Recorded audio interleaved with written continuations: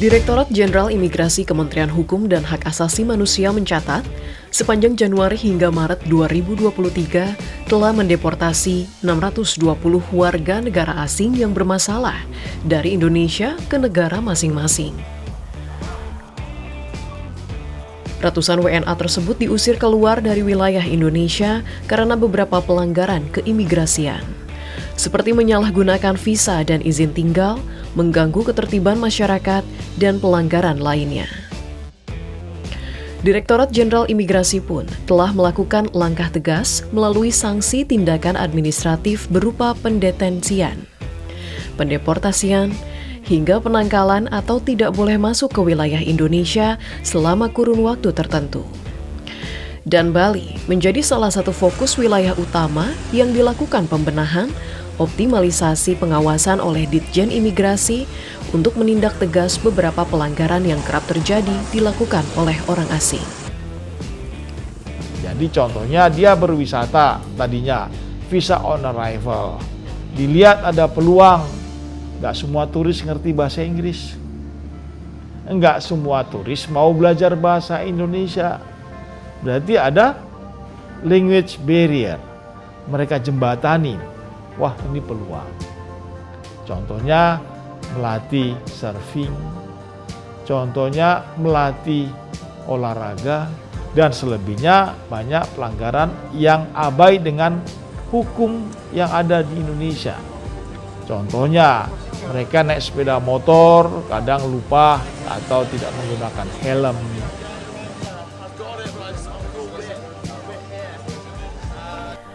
Data Kementerian Hukum dan HAM wilayah Bali mencatat, jumlah warga negara asing yang dideportasi hingga 8 Agustus 2023 sebanyak 201 orang yang terdiri dari 34 negara. Terdapat 5 negara penyumbang deportasi terbanyak yakni Rusia, Amerika Serikat, Inggris, Australia, dan Nigeria. Tidak hanya deportasi, beberapa WNA juga dimasukkan dalam daftar pencegahan dan penangkalan.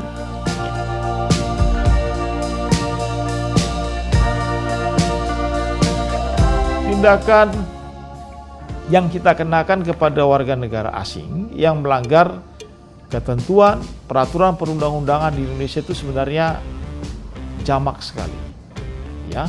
Tapi yang paling tepat sasaran, yang paling sering dipakai di seluruh dunia juga, seluruh negara yang berdaulat adalah deportasi dan pengusulan namanya dalam daftar pencegahan dan penangkalan. Itu yang paling efektif dan efisien. Kantor imigrasi terus dengan gencar melaksanakan patroli rutin demi terciptanya keamanan dan kenyamanan bagi masyarakat, juga para wisatawan di Bali. Setiap hari, unsur intelijen Kantor Imigrasi Kelas 1 TPI Denpasar melakukan pemeriksaan terhadap warga negara asing. Mereka menyidak tempat-tempat usaha yang dicurigai milik WNA yang didirikan tanpa izin. Pola pengawasan kami sudah ada 1 kali 24 jam selama 7 hari. Jadi informasi-informasi yang kami dapat ini berimbang, baik dari pengaduan masyarakat yang disampaikan melalui kanal-kanal yang telah kami siapkan, lalu dari pengawasan rutin yang kami laksanakan.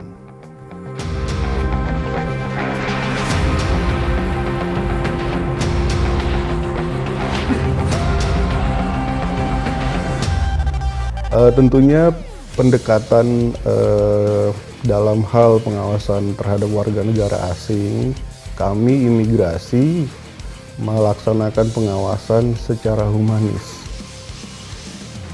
Kita pahami bahwa Bali merupakan sektor pariwisata terbesar di Indonesia. Tentunya juga kami imigrasi di sini harus menjaga itu.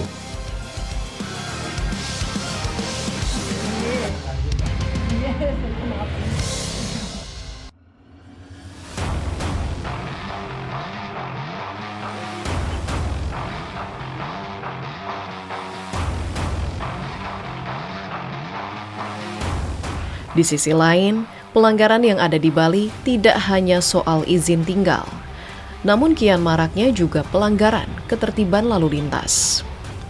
Untuk itu, Direktorat Lalu Lintas Polda Bali turut menertibkan WNA pengguna kendaraan bermotor dengan rutin melakukan patroli dan operasi penertiban lalu lintas. Jadi rata-rata pelanggaran yang dilakukan oleh warga negara asing di Bali kebanyakan rata-rata tanpa menggunakan helm. Jadi kami di sini melakukan penindakan dengan menggunakan ETLE, Electronic Traffic Law Enforcement, termasuk kasat mata. Jika langsung tertangkap, langsung kita melakukan tindakan langsung di tempat, demikian. Dilaksanakannya operasi penertiban ini secara rutin telah membuat jumlah pelanggar lalu lintas WNA kini semakin menurun. Dari yang sebelumnya sempat viral, banyak orang asing yang tidak patuh pada aturan lalu lintas di Bali. Baik, jadi untuk pelanggaran, khususnya warga negara asing yang berada di Bali, sampai saat ini sudah betul-betul menurun. Yang mana dapat kami sampaikan bahwa penindakan untuk warga negara asing di Bali ini khususnya tahun 2023 ini sebanyak 1.527 pelanggaran. Jadi sampai saat ini sudah betul-betul menurun dibandingkan tahun-tahun sebelumnya.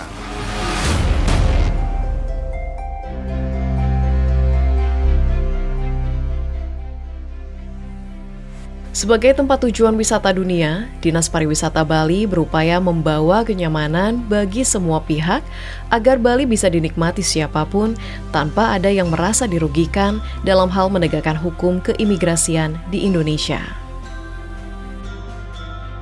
Pertama, kami tentu sebelum kepada orang asing, kami sebenarnya sudah menyiapkan flyer do and do's, ya kan, mana yang boleh, mana yang tidak.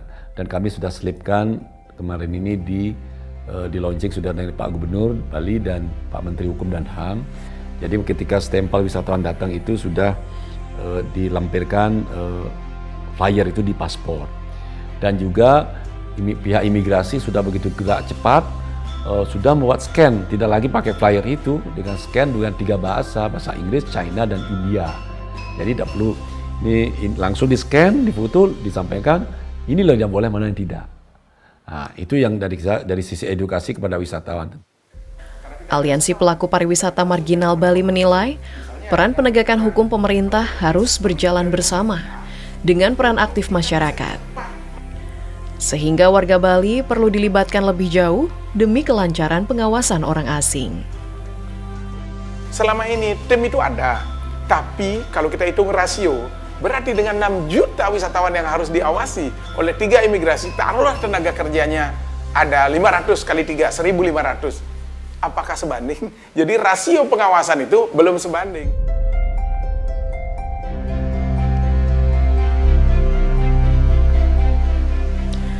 Gencarnya pengawasan terhadap orang asing tidak hanya demi keamanan Indonesia, khususnya Bali, namun juga memberikan kenyamanan dan ketentraman hidup bagi para wisatawan yang ingin berlibur dan menikmati keindahan serta keramah tamahan Pulau Dewata seutuhnya.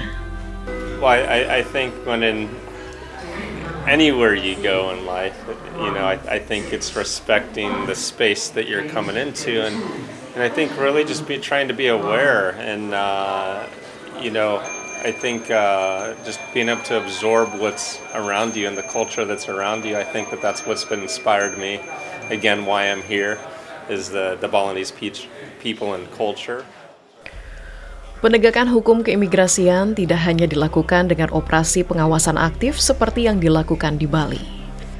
Lain halnya di Surabaya, para orang asing secara langsung atau dengan penjamin mendapatkan hak untuk mengetahui dan belajar lebih jauh hukum keimigrasian di Indonesia melalui program Lentera Keimigrasian.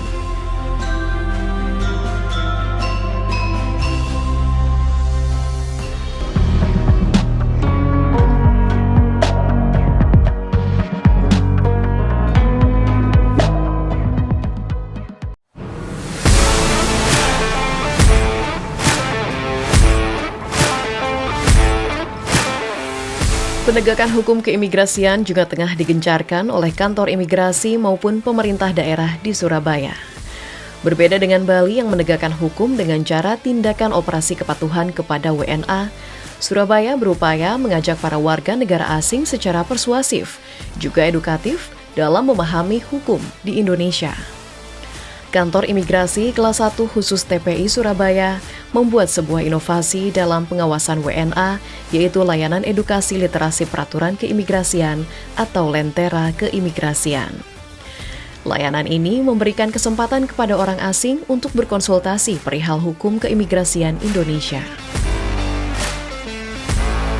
Nah, ini dilatar belakangin oleh menjawab tuntutan masyarakat ya, menjawab tuntutan masyarakat terkait dengan layanan publik dalam sektor peraturan perundang-undangan. Jadi yang seperti saya sampaikan tadi, bahwa banyak sanksi yang diterapkan kepada warga negara asing karena mungkin ada ketidaktahuan, ketidakmengertian mereka atas aturan yang berada di atau ada yang ada di wilayah Republik Indonesia. Maka ini menjadi ruangan layanan atas edukasi dan literasi peraturan. Dengan mengedepankan sikap yang humanis dan melakukan pendekatan secara sosiologis, diharapkan pelanggaran keimigrasian yang ada di wilayah Surabaya, seperti izin tinggal berlebih, penyalahgunaan visa, dan tindakan kriminal dapat ditekan melalui Lentera. Sasarannya adalah bagaimana kemudian tingkat pelanggaran terkait dengan keimigrasian ini menurun. Jadi kita bisa memberikan edukasi kepada warga negara asing agar mereka bisa lebih tertib dan taat atas peraturan yang berada di wilayah kantor imigrasi Surabaya. Gitu. Ini kita berharap bisa berkurang pelanggarannya. Jadi penegakan hukum itu bukan hanya sekedar kita mengambil tindakan, tapi lebih cenderung pada pencegahannya.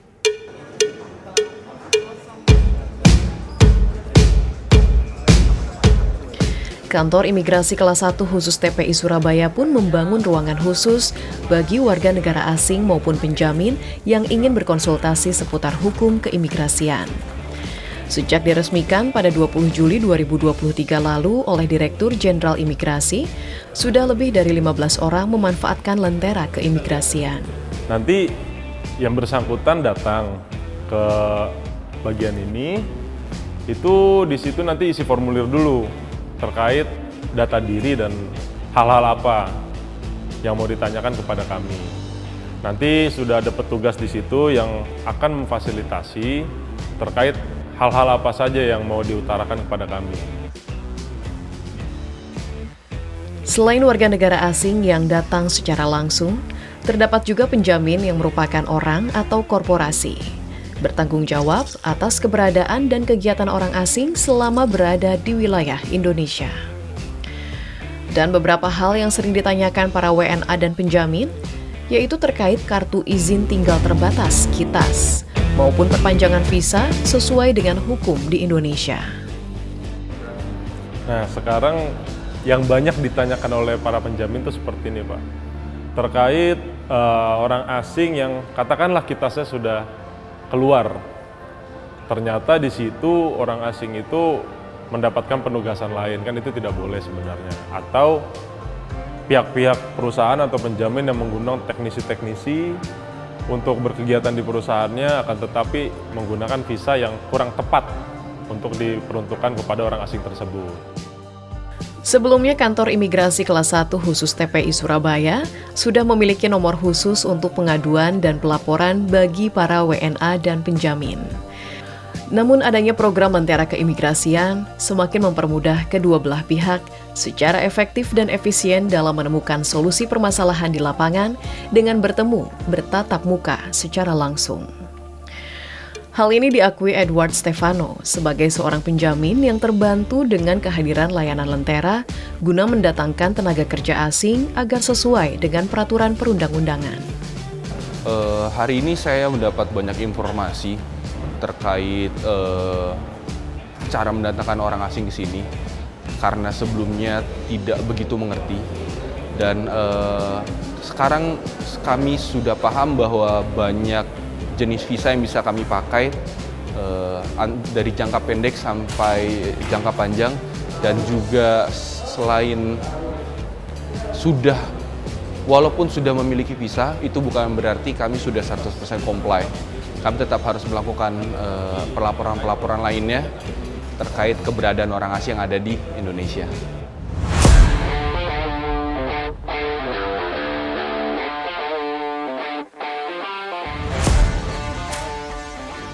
Kemudahan mendapatkan informasi hukum keimigrasian melalui Lentera juga dirasakan Asmiatun sebagai penjamin. Ia kini jadi lebih mengerti cara mengurus kartu izin tinggal sementara bagi tenaga kerja asal Jepang yang akan bekerja di perusahaannya. Yang saya tanyakan tadi itu mengenai proses dari KITAS. KITASnya bagaimana prosesnya dari awal sampai akhir. Kami sudah menerima penjelasannya sangat jelas karena dari Bapak imigrasi tadi menjelaskan dengan detail sekali. Jadi permennya seperti apa, nomor berapa itu sudah dijelaskan gitu di situ. Kami sangat bermanfaat sekali untuk penjelasan ini.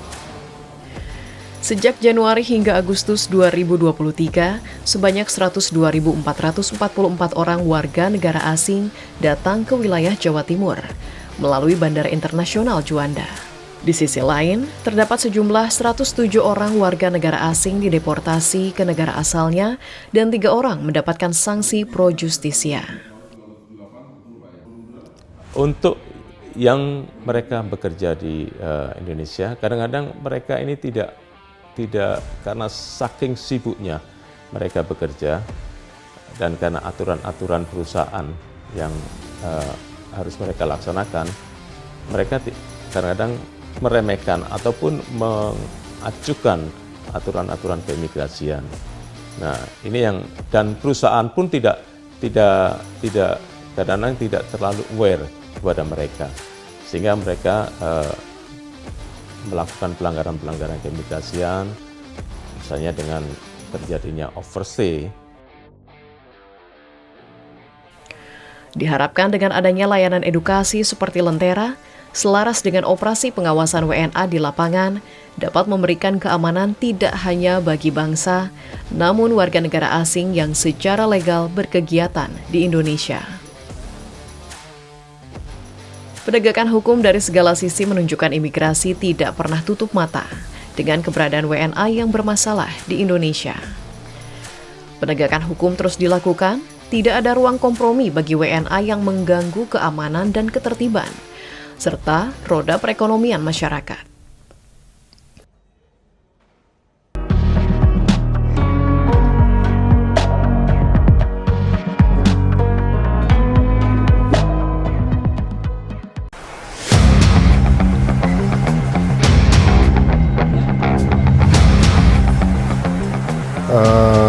Jumlah kedatangan warga negara asing yang masuk ke Indonesia pada periode 1 Januari sampai 28 Agustus 2023, 6.873.999 orang. Sudah naik signifikan dibandingkan dengan sebelum pandemi. Ya, artinya warga negara asing yang masuk ke Indonesia itu cukup tinggi dan minat orang asing ke Indonesia juga masih tinggi. Sejumlah hampir 7 juta warga negara asing masuk ke Indonesia paling banyak melalui Bandara Internasional I Gusti Ngurah Rai Bali, Bandara Internasional Soekarno-Hatta Tangerang, dan Bandara Juanda Surabaya, dengan tujuan berwisata ataupun berbisnis. Jutaan orang yang datang ke Indonesia membuat Ditjen Imigrasi terus melakukan penegakan hukum untuk menghindari terusiknya keamanan dan kenyamanan bangsa dari WNA bermasalah. Oleh karena itu, pemerintah saat ini lebih selektif dalam memberikan izin masuk bagi warga negara asing ke Indonesia. Pemerintah hanya memberikan izin masuk bagi WNA yang bekerja, berwisata, berinvestasi ataupun kunjungan legal lainnya sepanjang memberikan manfaat bagi Indonesia.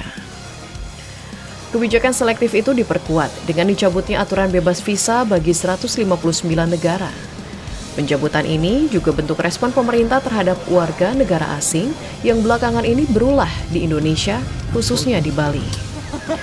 Tanpa pandang bulu, pemerintah Indonesia kini mewajibkan visa bagi warga yang berasal dari Amerika Serikat, Inggris, Jepang, Cina, dan negara lainnya jika ingin masuk ke tanah air. Ya manfaatnya buat Indonesia kan gini, masuknya warga negara asing ke Indonesia itu kan diharapkan kan memberikan manfaat. Ya. Nah, tetapi menyeleksi bahwa yang masuk ke Indonesia itu yang memberi manfaat itu adalah tantangannya. Ya. Nah, untuk kemudian ya, kita bisa menjawab tantangan tersebut, dibutuhkanlah instrumen. Salah satunya adalah visa. Ya. Kenapa? Karena visa itulah yang kemudian menyeleksi ya, siapa-siapa yang bisa masuk dan siapa yang tidak.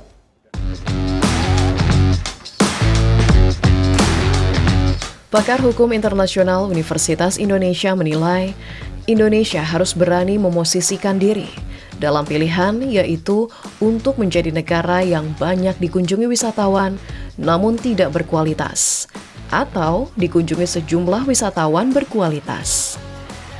Pemerintah sudah mulai memikirkan perizinan dari segala aspek guna menghindari keberadaan wisatawan yang meresahkan dan tidak memberikan manfaat bagi negara. Sehingga langkah mencabut aturan bebas visa bagi 159 negara sudah tepat. Ya menurut saya bagus ya. Sebenarnya evaluasi itu tidak hanya terkait dengan turis-turis yang tidak berkualitas. Artinya turis-turis yang kita harapkan datang ke Indonesia, mereka spending uang, bukan justru mencari uang di sini. Dan kemudian juga mereka menghormati hukum Indonesia, bertindak sopan dan lain sebagainya. Nah, kalau menurut saya banyak hal kenapa perlu dievaluasi. Pertama, dengan bebas visa yang 159 negara, kita tidak memperhatikan resiprokal, artinya resiprositas. Biasanya kita akan memberikan suatu negara bebas visa, ya, asalkan negara tersebut juga akan memberikan bebas visa kepada kita. Dengan gencarnya penegakan hukum keimigrasian yang tengah dilakukan pemerintah, Indonesia tidak perlu takut kehilangan wisatawan.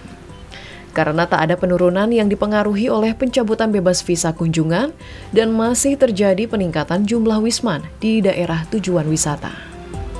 Oh iya, banyak negara menerapkan itu. Kita misalnya datang ke negara seperti Inggris, Spanyol, Italia, bahkan juga Amerika Serikat, pasti dicek.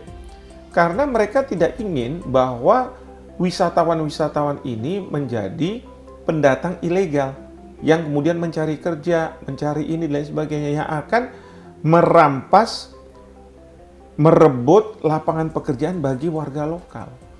Nah, itu yang mereka cegah. Kebijakan selektif dalam menyaring WNA masuk ke tanah air juga diiringi oleh berbagai upaya yang saat ini tengah ditegakkan pihak imigrasi. Guna mengoptimalisasikan pengawasan WNA, mulai dari meningkatkan peran tim pengawasan orang asing hingga melakukan sosialisasi terhadap WNI dan WNA. Harus selektif itu adalah suatu hal yang harus dilakukan. Karena pengaruh apapun itu kan munculnya dari luar. Yang membawa masuk manusia. Imigrasi kan menjaga manusia. Ya itulah yang kita lakukan agar ke depan ya semakin baik. Nah, mengenai pendalamannya seperti apa, saya bebankan misalnya ke Direktorat Intelijen untuk menghimpun informasi, menghimpun data ya, mengenai seseorang ya, yang bermasalah. Kita kerjasama dengan luar negeri untuk bertukar biometrik yang juga kemudian yang bermasalah. Sehingga ketika ada orang yang masuk ke dalam list tersebut ke Indonesia, kita langsung bisa tolak. Ini jangan masuk ke Indonesia. Ini bisa mengganggu.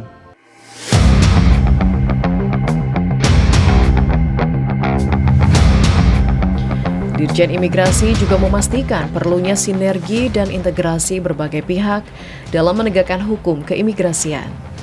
Masing-masing pihak memiliki peran penting, seperti memberikan sosialisasi dan edukasi kepada WNA, serta penguatan kolaborasi antar sektor untuk meningkatkan literasi masyarakat domestik dan internasional.